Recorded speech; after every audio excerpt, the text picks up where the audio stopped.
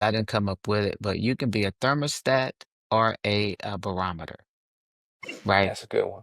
Yeah. So what I prefer to be is the thermostat, right? As a leader, I don't necessarily want to tell the temperature. I want to be the one setting the temperature. That's And good. I think we have a lot of opportunity to talk about that.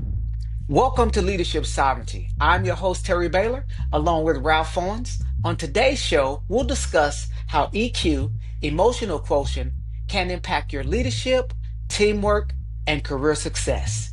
Enjoy the show.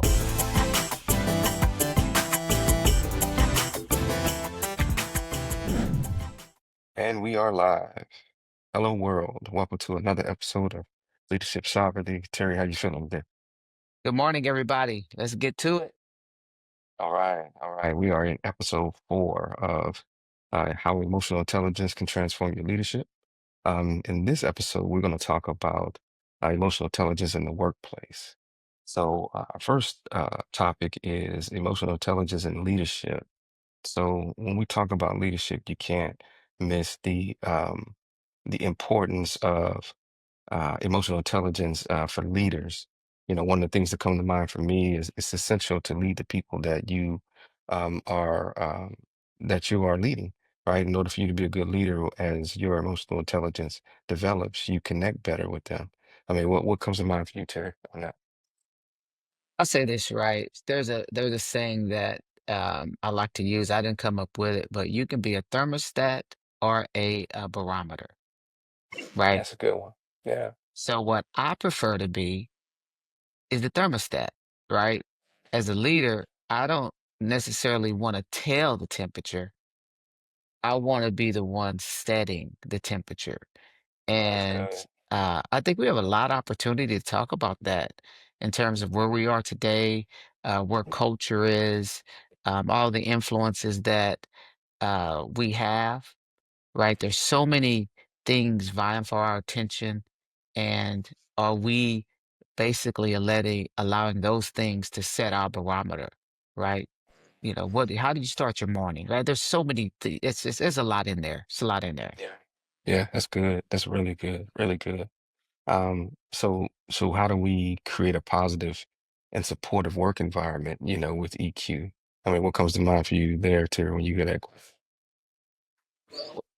Again, right? It's about the culture, right? What culture are you trying to foster, right? We've seen and heard, um, there are cultures built on fear, there are cultures built on teamwork, there are cultures built on the mission, right? Um, so yeah, I think it all boils down to what kind of culture are you trying to build, and fundamentally, right? I've said this before in a previous episode. Who you are in your room is who you are everywhere, essentially, right? Yeah. Now, you may dial it down outside of your room, but believe me, there's bleed, right? Yeah, absolutely. Yeah, So yeah, you can't, absolutely. you're not a totally different person. You can fake it for so long, but let the Yeah, right only for so long. situation arise, right? That's The right. real you, Just right? don't People peek say all out. the time, I couldn't believe I did that. Yeah, it Yes, was you always can. there. Yeah, it was always there. No, that's good. That's good. That's good. I think too, better understanding those who report to you make it easier for you to create that culture, right? Yes. When you lead with empathy and you get on the other side of the table and you understand where they're coming from, it helps you to create a culture that is more impactful to them. So no, that's excellent, man. That's good stuff. What about emotional intelligence with teamwork? Talk about how EQ builds trust and collaboration. What comes to mind for you for that? Team is big for me, right? People often refer to me as a coach, right? I have, of course, you guys know, my kids play sports and do all these things. And, kids call, my kids are like, hey, Liz, T, is your dad practicing today? There's a reason why they want to be in those environments. And the reason why they want to be in that environment because it's one that's building them and challenging them. right? Mhm. When we're out there, it's about getting better. And if there is an opportunity or a space that needs improvement, we call that out. But Yeah. there's a way to call it out, right? There's a Right. way Right. that you can do it that inspires someone to be the best version of themselves. So that's what comes to Yeah. mind for me. That's good. That's great. That's excellent. I know, you know, the things that come to mind for me is, as we continue to, lead with empathy, again, get on the other side of the table, it just builds building foundations of trust, right? And collaboration is built on that. You're not going to collaborate with people that you don't trust. We talked about it earlier in the show, Terry. You build the trust by the droplet, but you lose it by the bucketful, right? Yes. Each moment that you have and each opportunity that you have that you employ EQ to reach people, you build, the foundation of trust in that relationship, which is needed in the workplace, especially for collaboration, right? Because trust always leads to collaboration. Um, but what about resolving conflicts? We talked a little bit about, conflict resolution and EQ's ability to help assist with that. Anything come to mind for you, Terry? With that? Yeah, so and I think we hit on this a little bit before, right? So, a lot of times people want to lean on they want to build on their intellect, right? So in the book, Emotional Intelligence, he called it your capacity, right? So we typically want to lean on our capacity. The Mhm, question is, how much character though are we trying to lean on? Right. So mhm, that's what comes to mind for me. Right. So and in the book, Daniel Goleman basically said that those who have high capacity but low uh, character, there is an imbalance. Right. So yeah, on the capacity side, they're amazing. But on the character side, that's where we start to get the misuse of power, the mistreating of people, the mhm. the writing of unjust policies, right, and things of that nature. But here's the key to that though. Those who have high capacity, those who have high character and low capacity, their ability to run their domains suffer. So we can't have an unbalanced aspect of capacity and character. We want to develop both, right? Both. We want to operate at a high level in both of those areas. Capacity and character. Character and capacity. That's excellent. That is excellent. That's excellent. So, um, as we look at the EQ and career success, I mean, that ties directly into that, right? Character and capacity, and EQ, using EQ to build that.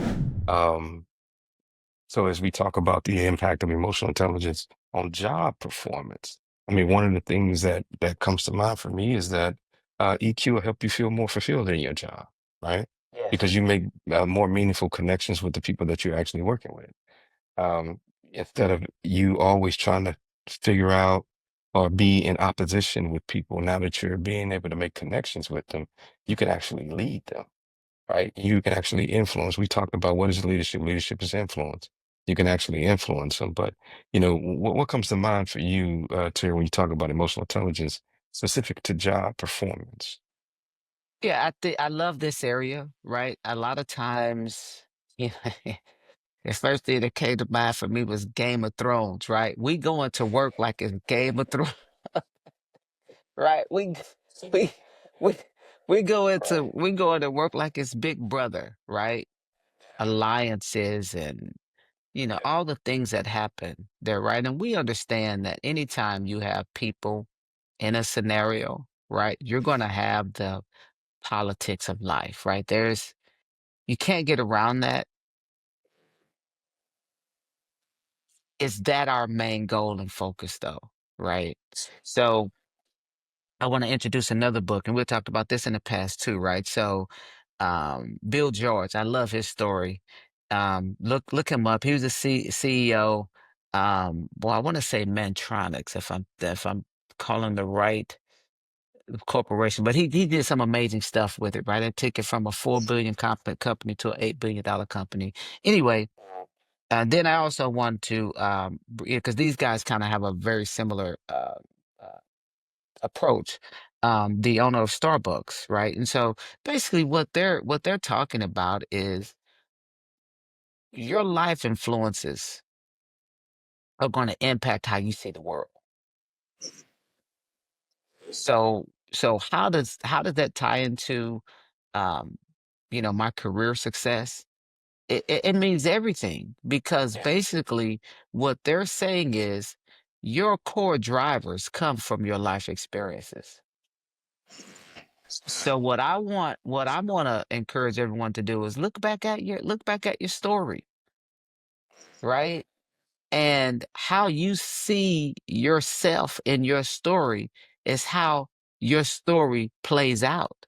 It's how you engage, right? It's how you interact, right? So if you and it's not to say that any of our backgrounds are better than the other or any of our experiences are better than the other. It's to understand, and Ralph, you say this all the time. You got to understand your triggers, Absolutely. Yeah.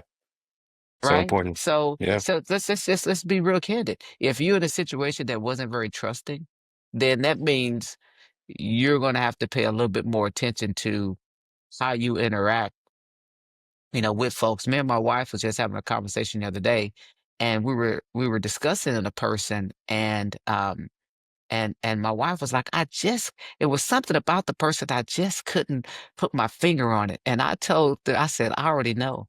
I said, from the moment I met this person, they reminded me of this individual. And I'm not going to call the name out.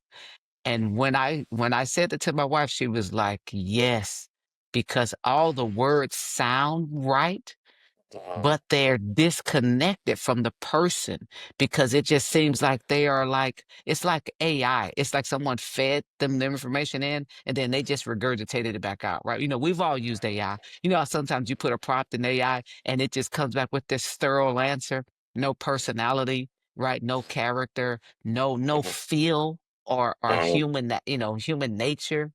And so my wife basically said, "That's what I get from that person." I said, "Yeah, I've got it from the very first time we met, and I was denying what I felt because I didn't want first, the experience I had with that other individual wasn't so pleasant, right? gotcha. And just because of how they would carry out things, we succeeded, but it was just dude, it was pushing the boulder up the hill because you had to decipher and figure out and you know how it is when you have to make up for somebody's shortcomings, right? All the time. Now, it's okay some of the time, Right. but Some of the all time, the right. time? Yeah. Yeah. Yeah. So anyway, that's what comes to mind for me. That's good, man. That is really good. That's really good. So that kind of takes us into our final point for the show, which is emotional intelligence assessments and development, right? Mm. Just how critical it is for you to constantly be assessing your emotional intelligence level and ability, right? And the importance of putting, focused time into developing it. Right, Terry. I mean, you gave some excellent recommendations of books. You wanna just touch on what those were again, because those are key things that resources that we can use to develop ourselves. Yeah, so there was emotional intelligence, and I mentioned Mr. Daniel, who wrote that book, and then there is True North by Bill George. Um, yeah, just great books. Um, I'd be remiss, Ralph, if I'm looking at my notes here. I'd be remiss if we didn't mention, how to win friends and influence people. I mean, and you recommended me Oh, that book. yeah. Yeah, that started it all. So Started it all, man. that is a legendary, it's great to start there. Yeah, yeah, that's great. That's great. That's great. I also would add how to have power and influence when dealing with people.